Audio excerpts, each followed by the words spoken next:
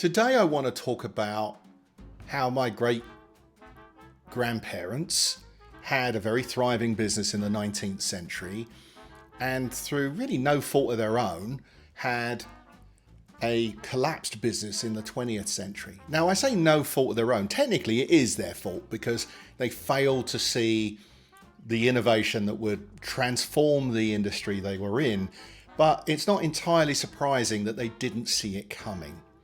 So my great grandparents had a business building wooden wheels for carts. Primarily it was in the hand cart business. So people delivering things like milk, for example, or taking trash away. Often they wouldn't use horses and carts, they would simply use hand carts.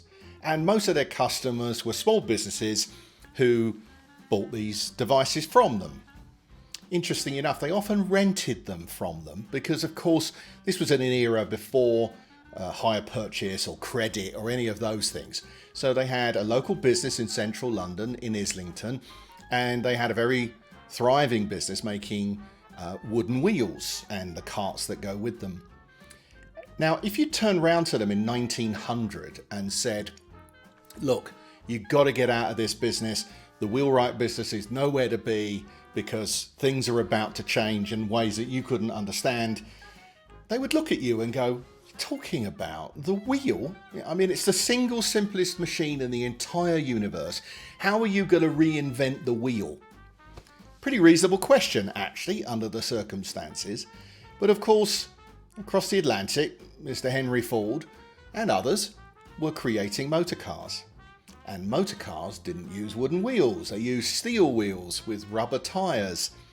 And that is a transformation that my grandparents, even if they could have worked it out, even if they could see that coming, there's really nothing they could do about it.